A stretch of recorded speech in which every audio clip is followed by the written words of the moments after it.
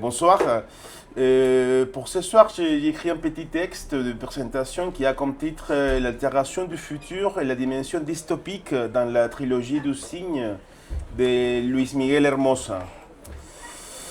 Parler de Luis Miguel Hermosa, ce n'est pas seulement parler d'un écrivain, mais aussi d'un activiste culturel.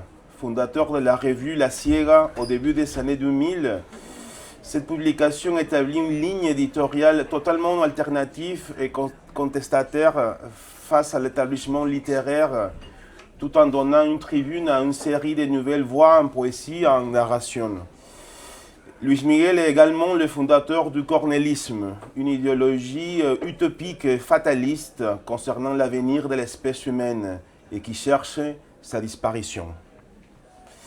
La trilogie du cygne, qui comprend les livres Pueblo Joven, Dos et Tan igual pero distinto, peut être considérée comme le compendium d'une poétique de l'auteur, mais surtout de son discours et de son engagement politique envers la littérature et sa réalité. Des éléments tels que la migration, la nature, la postmodernité, le désir, le territoire, l'art, le désamour, les métiers d'écrivain, l'aliénation font partie de la ligne directrice de cette publication. C'est le discours utopique de Luis Miguel qui marque les caps conceptuels de la modernité. Depuis que les termes ont été forgés par César Moro, les utopies sont des discours qui articulent les effets de la révolution industrielle et capitaliste autour de notions telles que le progrès et le bien-être. L'utopie installe un espace de découverte dans lequel il est possible de planifier et de penser à l'avenir en dépassant les présents. Cette nouvelle perception du changement historique et de la réalité elle-même permet l'émergence d'un type de mémoire capable d'aborder à la fois le passé et d'ouvrir également la possibilité d'élaborer un idéal possible et réalisable pour l'avenir. Le nœud du discours utopique englobe la projection d'un avenir fictionnel, une caractéristique opérationnelle que partagent les discours utopiques et dystopiques. Il montre l'état actuel de manière reconnaissable, mais qui, projeté vers l'avenir, ne nous semble plus tout à fait familier, car il se révèle dans toute son étendue, ce qui est exposé sur le plan du désir, de l'aspiration ou de la projection imaginaire atteint sa concrétisation tangible. En ce sens, la trilogie d'Hermosa soutient que l'utopie et la dystopie ne sont pas des notions tout à fait diamétralement opposées.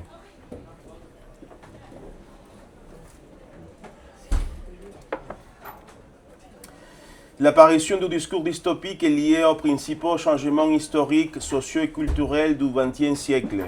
La conception du XIXe siècle du progrès entre en crise dans les premières années du siècle et s'accentue avec les guerres mondiales. 1984 d'Orwell et Les meilleurs des mondes de Huxley mettent en garde contre les menaces totalitaires qui pèsent sur l'humanité. Les premiers est une dystopie répressive qui annule la subjectivité, tandis que dans les secondes, l'hédonisme, l'individualisme sont représentés comme des formes de contrôle social. En opposition au concept classique, Luis Miguel oppose un autre type de sensibilité dystopique entre économie et culture qui affecte les pays latino-américains, dans une dimension différente de celle des autres pays occidentaux. L'émergence de ces sensibilités plus récentes ne fait plus de distinction entre les désirs et la réalité, car cette distinction est tout simplement devenue plus floue dans la seconde moitié du XXe siècle. Au Pérou, par exemple, l'historien Jorge Basadre parle de la promesse républicaine dans le sens où la cause indépendantiste était basée sur les idéaux utopiques d'une société meilleure, intégrale et pleine. Ces gestes n'attaquaient pas la raison coloniale, mais finissaient par reproduire la projection instaurée par les colonisateurs. On a fini par assumer les projets républicains en termes de dichotomie entre civilisation et barbarie. L'aspect utopique promu par les élites républicaines et créoles, héritiers directs des élites coloniales, provient de l'impulsion civilisatrice à l'européenne. La trilogie du cygne est une réflexion intense et rigoureuse sur les changements vertigineux que la ville, la nature et l'homme ont connus. Les contradictions ont déjà été mises en évidence par Luis Miguel, mais c'est latent le paroxysme dans la segmentation de ces personnages en fonction de leur proximité ou de leur distance, ce qui marque les différences sociales du comportement et des rangs de ces personnages. La caractérisation de la précarité est également explicite en rend compte de l'échec de la modernisation de la ville, par conséquent de celui de l'utopie républicaine du XIXe siècle. Alimenté par la vision critique de la ville et du pays qui se manifeste clairement pendant les années d'écriture, Hermosa a l'idée d'une ville effrayante dont la réalité marginale est consciemment ignorée par l'élite dominante. Pour les lecteurs, la trilogie opère dans des territoires connaissables, mais en même temps, les fantomatiques et la représentation sur laquelle repose tout discours. En ce sens, ce livre recourt à la stratégie des croisements temporels entre le passé du récit et son présent.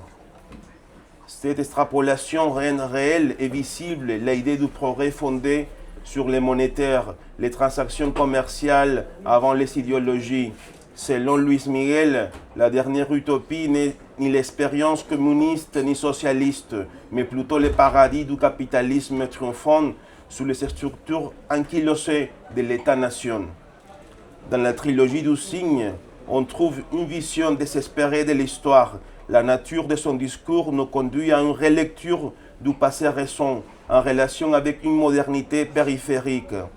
En raison des différents niveaux, il est frappant de voir comment Hermosa utilise ces textes pour aborder divers faits qui ont marqué la sensibilité contemporaine. Dans le cas péruvien, l'auteur souligne la migration et l'état de la violence politique à l'époque comme une sorte de lutte entre deux extrêmes, le capitalisme avancé et le fondamentalisme. Il est évident que la trilogie du cygne se démarque de la narration réaliste de son époque. Les lecteurs pourront trouver dans ces pages une ville qui se dissout entre les différentes tentatives de modernisation et les descriptions hostiles d'un environnement déshumanisé. Ici, nous percevons son enracinement dystopique par rapport à la série de pouvoirs dominants de son époque, qui sont essentiellement les mêmes aujourd'hui. C'est pourquoi les sentiments de désamour et de déracinement imprègnent ces pages dès le début. Nous reconnaissons les lieux, les villes, mais c'est là aussi exacerbé leurs problèmes. Il est important de lire la trilogie du cygne car elle ouvre de nouveaux défis, surtout parce qu'elle rend possible les débats des idées, qui est l'une des intentions de la poétique de Luis Miguel, la confrontation au lecteur dans sa véritable dimension, car c'est le lecteur qui fait finalement l'histoire de l'avenir. Merci beaucoup.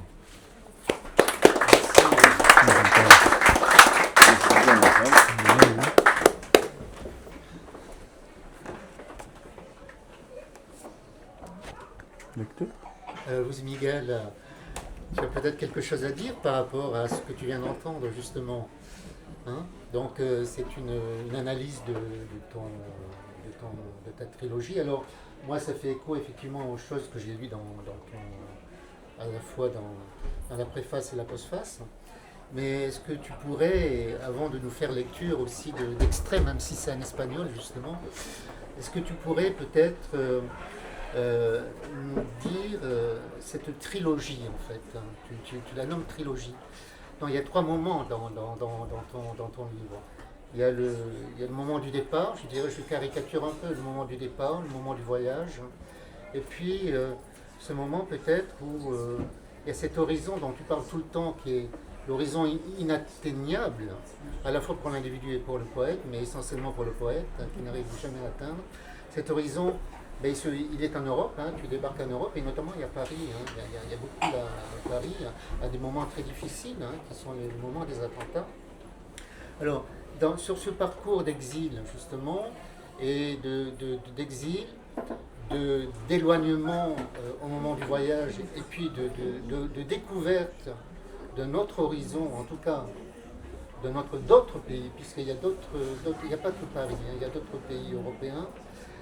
Qu'est-ce que toi, Luis Miguel Hermosa, tu peux nous dire justement au niveau de ton senti, à la fois d'homme et bien sûr dans ta vision poétique, puisque ton ami l'a dit, hein, il y a ce fameux cornélisme en fait, dont tu voudras bien nous dire quelques mots, même si tu t'en es éloigné, d'après ce que j'ai compris, hein, si c'est quelque chose qui remonte à un certain nombre d'années, cette vision justement qui est la tienne du monde tout simplement, et dans le monde dans lequel tu vis. Oh, beaucoup de choses à dire. Bon, en fait, c'est bien vrai qu'il y a toujours une tension liée au fait de vouloir trouver, toucher l'idée de l'horizon, non? Même quand on regarde, quand on regarde depuis une falaise, un horizon vrai, non? C'est une ligne qui nous fait rêver, qui nous parle d'autres dimensions, d'autres territoires, non? Que j'imagine bien les expéditionnaires, les conquérants, en essayant d'arriver jusqu'à cet horizon, une destination imaginaire qui n'existe pas, parce que l'horizon est toujours loin, par définition. L'horizon est toujours plus au-delà. Et cette tension est vrai qui est un élément très important dans la conception de cette trilogie. Tu as bien remarqué, Francis, que d'abord c'est pour le joven, c'est la sortie, non? C'est la sortie d'un voyage, d'un exil, non? C'est la sortie d'un monde en ruine, détruit. Deux, c'est le parcours de ces voyages, les aventures, les expériences.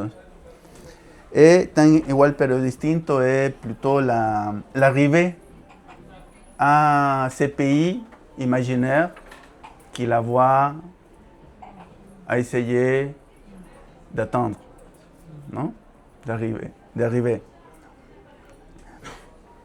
Et peut-être tu peux préciser que chacun des moments, chacun de ces poèmes hein, du recueil ont un titre distinct. Et j'aimerais que tu les redonnes parce que tout le monde n'a pas forcément lu ton livre. Bon, le premier titre, c'est...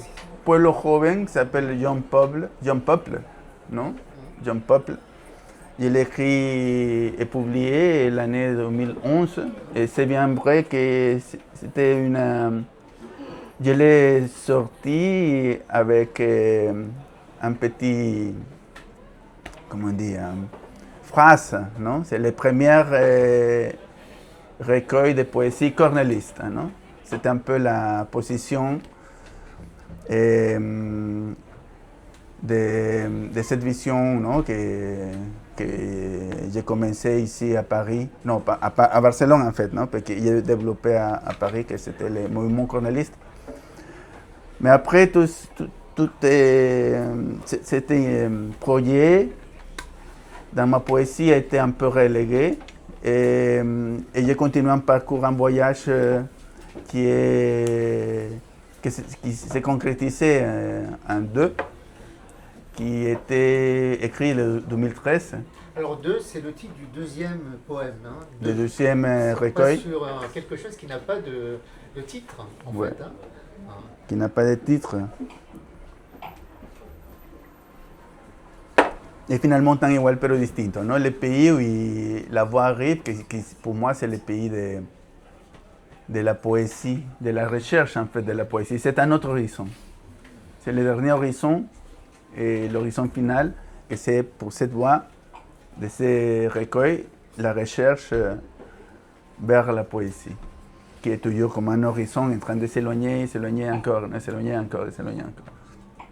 Et je l'ai publié l'année 2018. Voilà. Dans maison d'édition Trafalgar Square à Manchester. Et celle-ci, c'est la 12e édition que je l'ai fait moi-même pour les trouver un peu plus, une diffusion plus élargie. Car l'édition de Manchester, c'est une petite maison d'édition, alors ils sont imprimés 100 exemplaires à Manchester, donc c'est un peu introuvable maintenant, non, après l'année 2018. Non, oui, voilà, 2018. C'est ça. Alors donc, est-ce qu'on peut te demander, parce que notre ami Pancho en a fait état, hein, alors est-ce que c'est une philosophie, est-ce que c'est, comment dirais-je, un mouvement, le cornélisme, nous on ne sait pas ce que c'est hein, ici en France. Hein. Alors qu'est-ce que c'est exactement est-ce que tu peux nous en dire un mot quand même? Le cornélisme, c'est un mouvement que j'ai commencé l'année 2009 à Barcelone avec la publication d'un fanzine qui s'appelait Simeon Stein. Et oui, j'ai réuni un peu de voix à ce moment-là dissidents, c'est ce que j'entendais à ce moment-là comme des voix dissidents. Et à ce moment-là, j'ai travaillé dans le marketing, la publicité, alors il y avait du capitalisme dans ma tête pour me régaler, on va dire. Et oui, et de plus, j'ai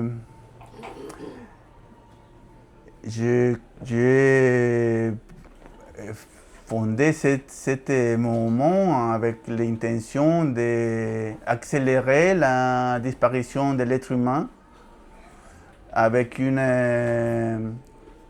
un projet pédagogique de diffusion de pourquoi l'être humain devait disparaître de la planète. Et oui. Ouais. En fait, la proposition était de dire aux humains, bon, d'abord, la proposition était de dire aux humains, aux autres, à vous, à mes amis, plutôt mes amis, non, ceux qui voulaient m'entendre, non, et plutôt être encore plus humain. C'est la seule chose, c'est la solution pour disparaître le plus rapidement. Être le plus humain possible. Non, mais, il fallait que ce soit dit quand même.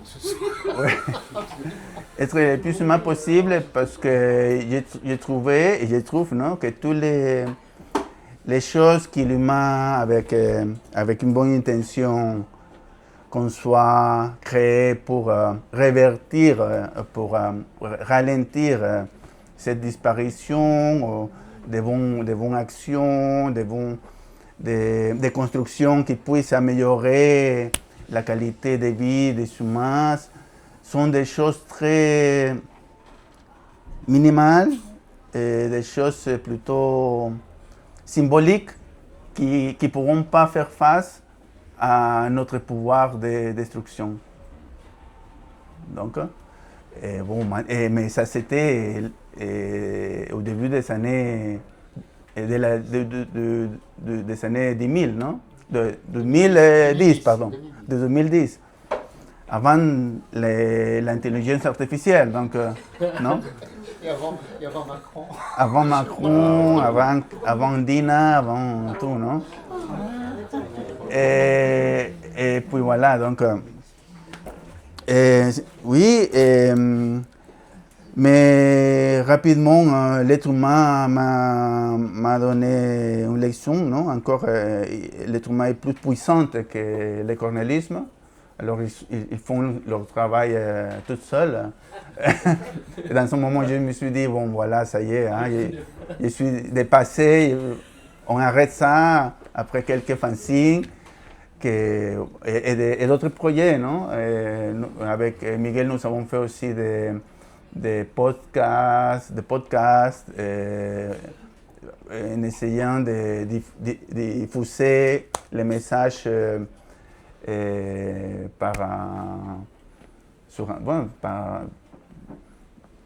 par l'internet pour trouver plus de public, quoi, donc aussi. Et voilà, donc c'était ça le cornélisme, c'était dans une période de ma vie qui s'est arrêtée, mais tout le monde adore de me questionner, de me poser des questions par rapport à ça. C'est quelque chose que je pense que dont je devrais m'expliquer le reste de ma vie, je pense. C'est quelque chose de sympathique, non? C'est sympathique. Oui, c'est sympathique. Non, c'est sympathique. Alors vous avez le droit d'intervenir, vous pouvez y aller. Hein. Mais honnêtement, quand je t'écoute quand même, et après avoir lu un certain nombre de parties dans ton livre, la poésie est, me semble-t-il, est quelque chose qui relève non seulement de la lumière quotidienne dont on parlait tout à l'heure, elle relève aussi d'un réenchantement du monde. Or, quand on te lit, on est plus dans quelque chose qui est de l'ordre du désenchantement dans tes textes, mais qui me laisse penser justement que dire le désenchantement, c'est peut-être une invitation justement pour les poètes et pour nous tout simplement, à essayer de réenchanter le monde. Non, il y a quelque chose d'assez, je ne veux pas dire noir parce que c'est pas forcément noir, mais quelque chose qui est, oui, de désenchanté quand on lit quand on te lit en fait. Alors peut-être que il y a dans tes textes quelque chose qui relève de la langue elle-même, hein, de la sonorité de la langue. Et par ailleurs, ce qui m'a frappé, et peut-être que tu pourrais aussi apporter un élément, c'est que j'aurais aimé savoir comment ta poésie se relie aussi à la mythologie inca. Inca. Ouais, voilà. Parce qu'il y a des traits comme ça dans tes textes qui renvoient à tout ce qui est la mythologie inca, que nous, Européens, on ne sait pas grand-chose, si ce n'est quelques dates, quelques noms comme ça.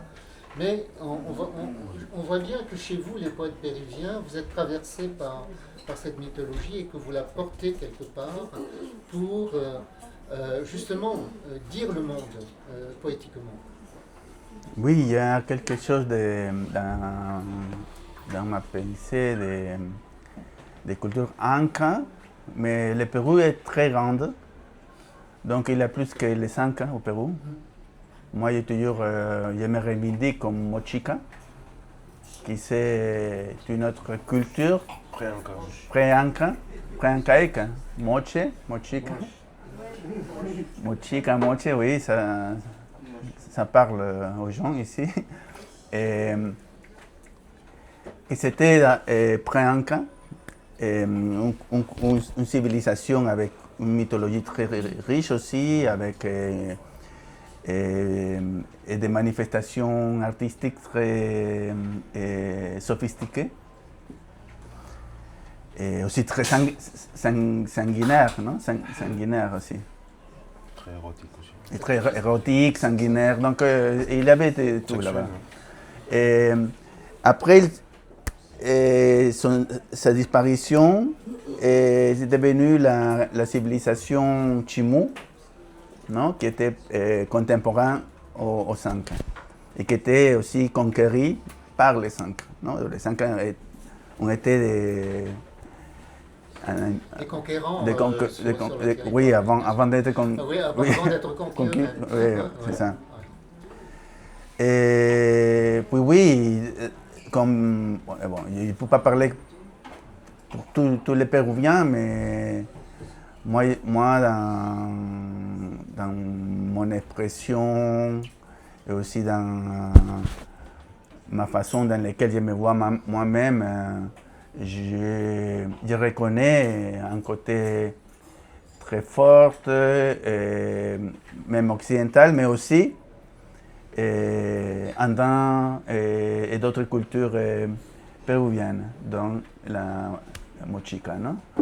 Oui, c'est inévitable, non? Dans mes livres même, il y a de la mythologie inca, mais aussi il y a des personnages de l'histoire de tout le temps, de toutes les époques, non? Péruviennes, et pas seulement péruviennes. Ouais. Et donc, et sur le désenchantement, justement, sur cette impression en fait que laisse le texte, enfin en tout cas que m'a laissé le texte, sur le désenchantement, alors que je dirais je dirais pas que le poète a un rôle à jouer, mais un des horizons du poète, c'est justement d'occuper le réenchantement, d'aller vers le réenchantement. Qu'est-ce que tu aurais envie de dire là-dessus? Sur le réenchantement et sur les livres, donc c'est l'effet d'avoir l'espoir, trouver l'espoir dans l'expression, trouver l'espoir dans la parole, dans les mots, trouver l'espoir dans la poésie. Non? Pour moi, ça c'est l'enchantement, ça c'est la motivation. Bon, en fait, ici, hein, Oui. ici, dans ces livres. On a le même espoir. Comment? On a le même espoir. Excuse-moi. Nous avons le même espoir. Ouais, ah d'accord, oui, nous avons le même. Oui, donc c'est ça, donc l'enchantement, c'est la parole, la poésie même, hein. C'est la façon pour se faire soigner aussi soi-même, non? Quand il est possible, parce que parfois on ne peut pas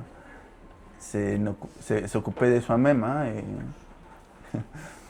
parce que moi, avec cette trilogie, j'ai senti qu'elle était très puissante, que je pouvais avec tout, mais même avec mes douleurs les plus, les plus cachées, non? Je pouvais avec tout à ce moment-là, quand j'ai écrit cette... Oui, mais quand vous commencez à écrire, donc, et notamment le premier texte, le premier poème Jeune peuple, est-ce que vous savez à ce moment-là que vous allez écrire une trilogie? Non. Oh, j'étais quand même ambitieux, hein? Ouais. J'étais quand même ambitieux, mais je ne prévoyais une trilogie. D'accord. Je prévoyais la destruction de l'être humain, quoi. L'avènement des animaux, alors.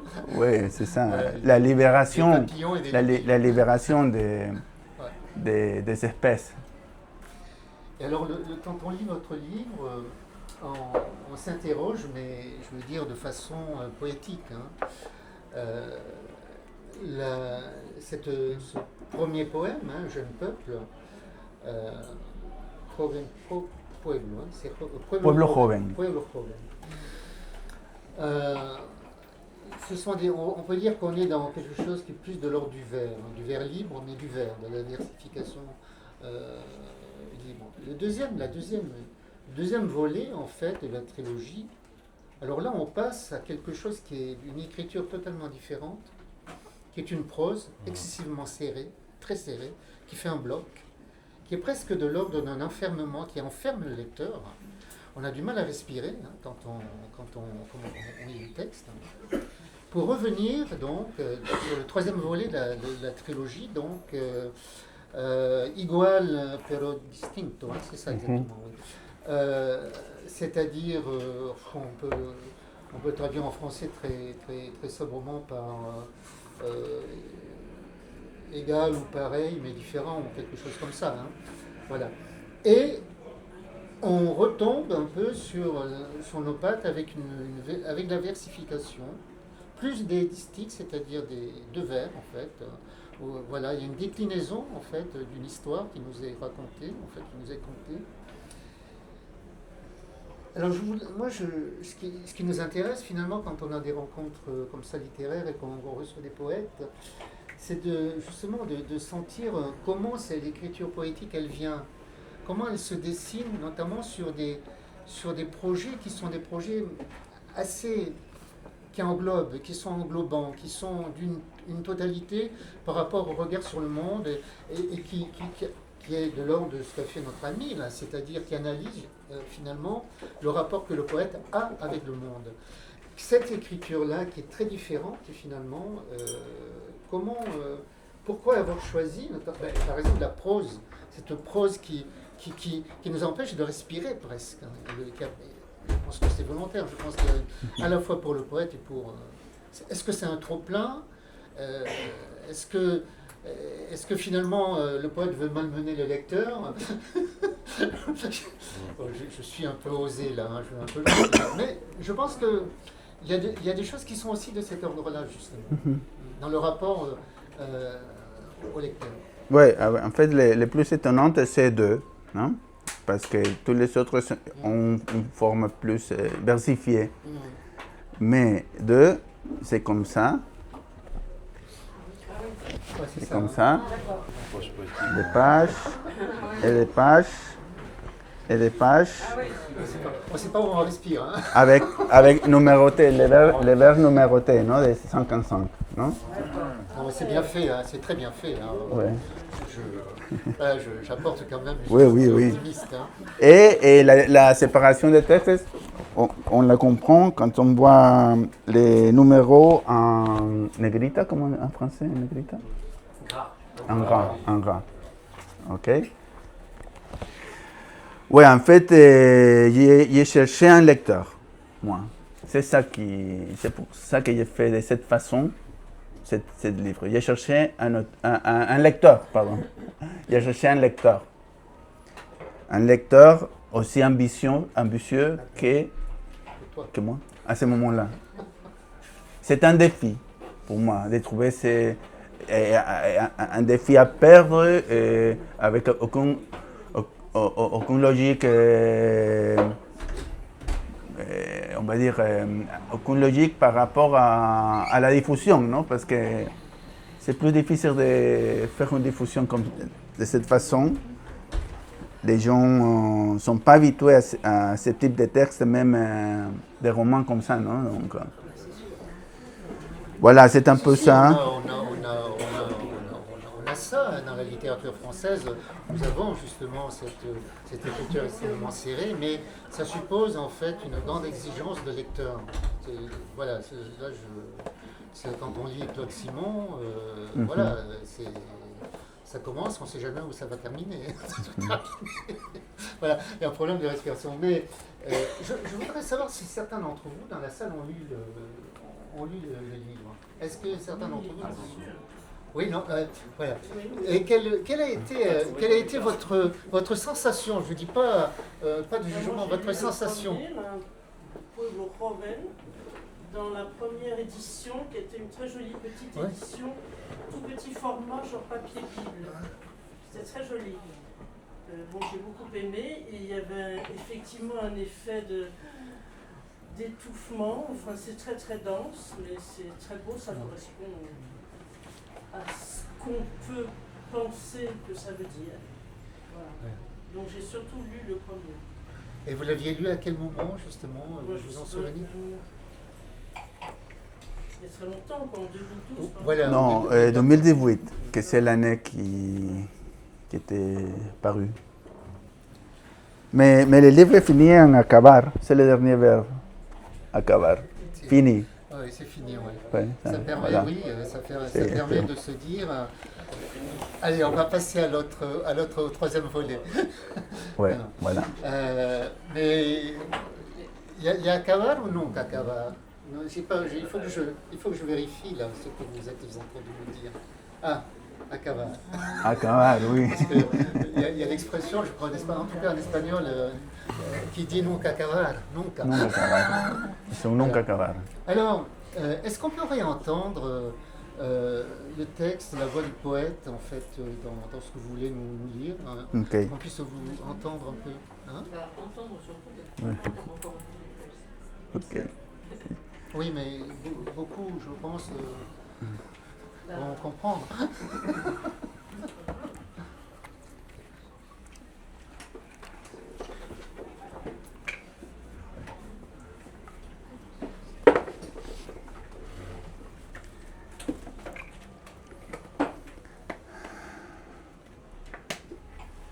había una lucha en el cielo. La noche, nubes entrelazadas, el sonido del mar entrando y saliendo, peces muertos en la orilla escupiendo burbujas, buques de guerra como sombras de madres, palomas, ardillas, viejos amigos ahogados flotando boca arriba de nuestras palabras, que el viento nos llevó, que tragó la arena, el llanto de gaviotas, el grito de gaviotas, la risa de gaviotas bajando de la isla, sus alas plateadas y encendidas por el fuego azul de nuestros ojos. Había coca, cigarro, harto trago, y tú y yo sobre la arena.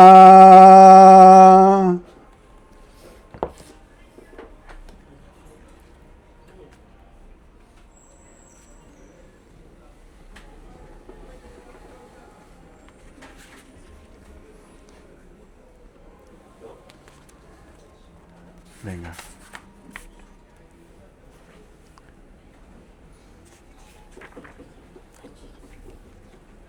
Acompañamos sus gritos al ritmo de las palmas.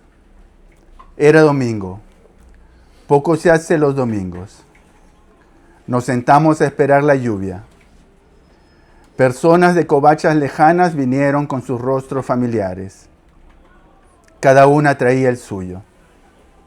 El hambre tiene cara de zorro y el incesto piernas. De los coños más jóvenes bebimos vino. Vimos arder el barrio, las calles y las avenidas, las esquinas donde las madres aguardaban un no sé qué que no supieron explicar nunca. La lluvia de fuego caía. Cientos de estrellas soltadas por las aves crearían cráteres en nuestros rostros. A golpe de piedra los hicimos entrar. Nunca supe qué era lo que leían ni por qué estuvieron allí.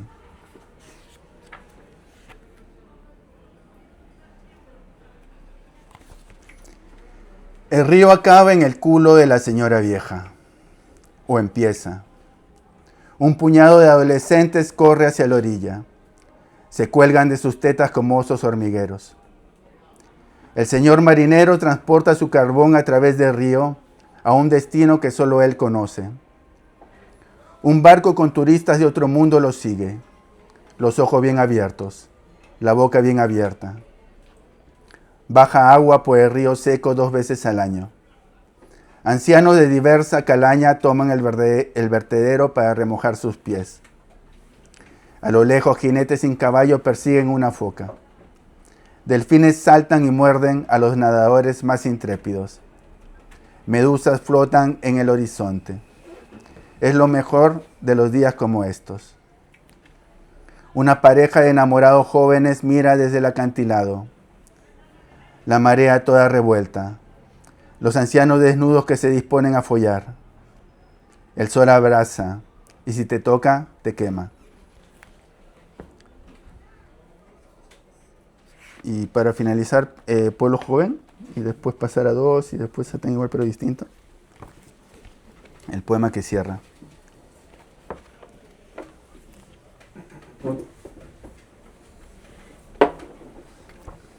Excusez-moi, donc, pour finir avec la lecture de Peuple Jeune, Je vais passer à lire les derniers poèmes et à continuation, je continuerai avec les autres recueils.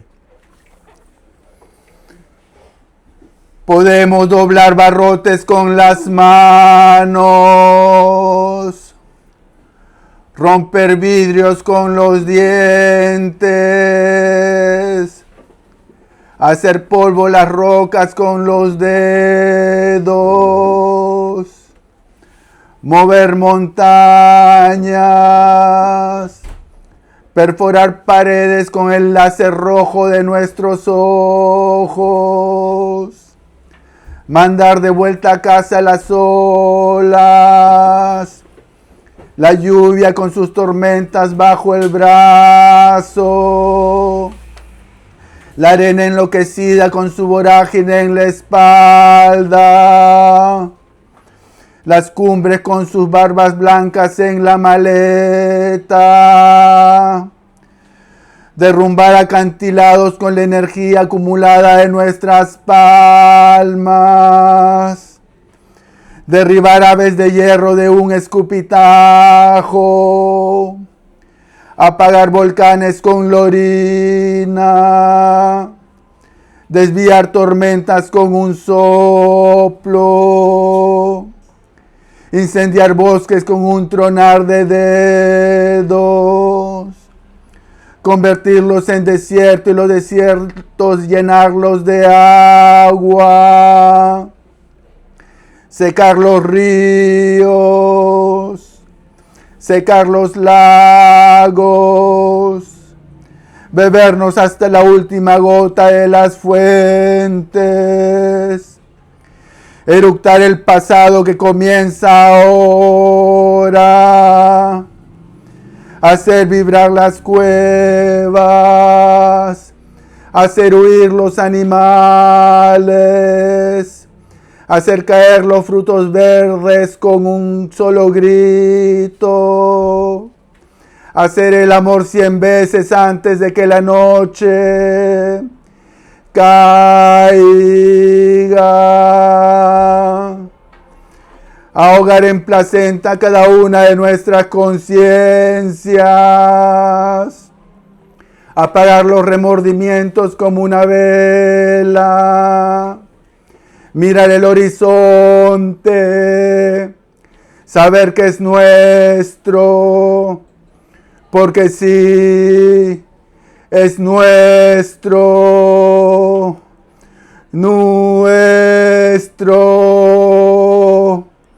que lo mismo a mío, pero cuando se abre la tierra y nos traga, pero cuando se abre la tierra y nos traga, pero cuando se abre la tierra y nos traga. Vale.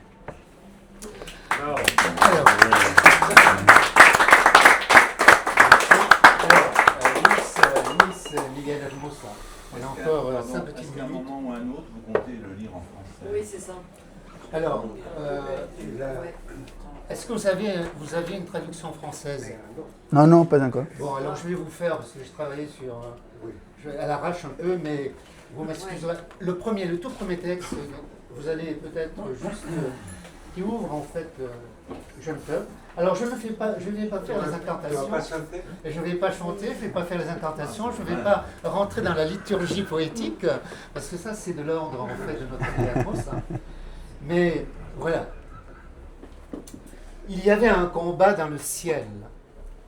La nuit, des nuages entrelacés, le bruit de la mer qui va et qui vient, des poissons morts sur la rive, crachant des bulles, des navires de guerre comme l'ombre des mers, et des pigeons, des écureuils, de vieux amis noyés flottant bouche ouverte à nos paroles, emportés par le vent, avalés par le sable, le chant des mouettes, le cri des mouettes, le rire des mouettes venant de l'île, leurs ailes d'argent allumées au feu bleu de nos yeux.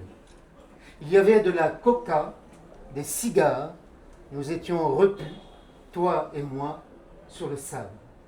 Voilà. Ça vous donne un peu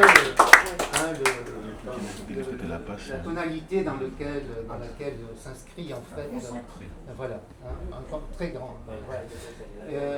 Alors, juste, parce qu'on a encore 5 minutes, justement, je voulais demander à notre ami, vous avez bien entendu, hein, est-ce que la poésie, c'est finalement quelque chose qui est de l'ordre aussi de la liturgie, mais liturgie au sens large du terme, hein, pas simplement la liturgie ecclésiastique, mais je crois qu'il y a des choses qui sont de l'ordre de liturgie, du rituel, en fait. Est-ce que pour toi, c'est de cet ordre-là? Oui, Ouais. oui, oui. Ouais, en fait, nous nous sommes éloignés, hein, déjà avec l'impression, avec l'objet libre, nous nous sommes éloignés du fait poétique oral, non? De la chanson, de chanter, la poésie. Et, bon, parce que le livre était... D'abord, le livre était une lecture orale, mais petit à petit, ça est devenu un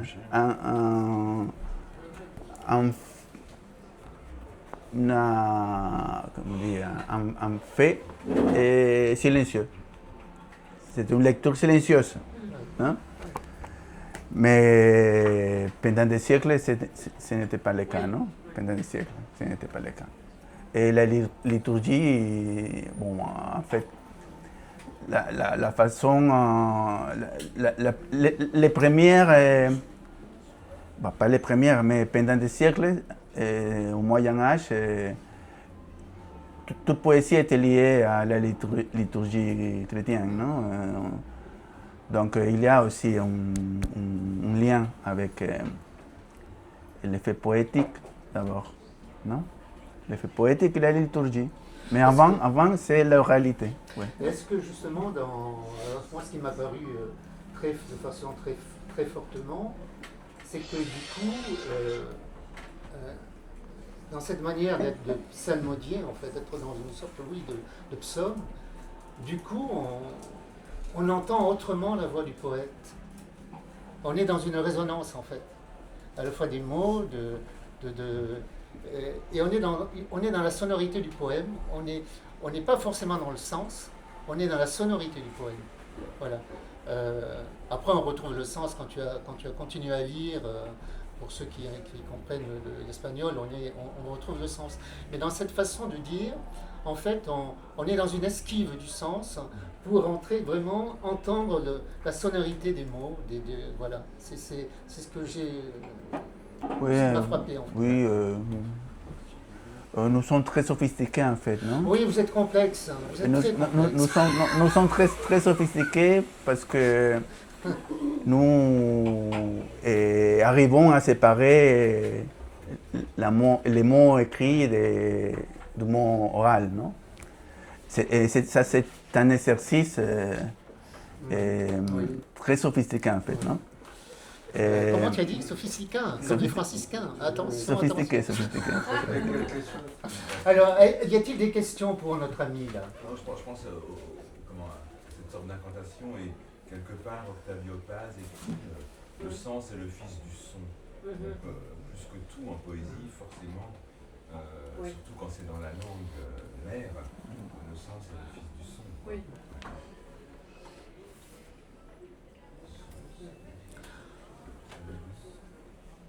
Encore? Patrick avec l'église qui m'a dit. Non, c'est pas ça, c'est parce que il y a toujours un côté un peu lyrique entre la poésie et le chant religieux et un côté spectaculaire. Et donc c'est pour ça que quand on lit les deux, c'est ce qui fait une sorte d'harmonie à laquelle on pense que ça ne va pas marcher. En fait, ça fait tout un effet invraisemblable qui s'emboîte parfaitement. Ce n'était pas mon but que ça marche, en fait. Ouais. Moi, je voulais la chanter de cette façon. Si marche, c'est bien, mais sinon, c'est pas grave pour moi, non? Parce que, oui, pour que ça marche, il devrait être très... Nous avons un très bon chanteur d'opéra ici. Donc il sait bien que pour que ça marche, il faut tout bien... non? Bien, Il faut tout ajuster. donc, mais je ne suis pas musicien, je suis collectionneur de vinyles simplement, donc pas plus. Mélomane, et j'ai voulu la chanter de cette façon simplement parce que je l'ai voulu. Ouais. Sans, C'est une première pour nous. Hein. Alors, chers amis, je vais vous laisser, je vais clore vraiment la soirée en tant que soirée de rencontre. Vous restez avec nos amis, vous restez avec Dominique, vous restez avec Luis Miguel, vous restez avec Pancho, et vous pouvez discuter autant que vous voulez, surtout vous pouvez acheter leurs livres. Et moi je vous dis peut-être à la semaine prochaine. Voilà. Merci à vous. Merci Francis. Merci, Francis.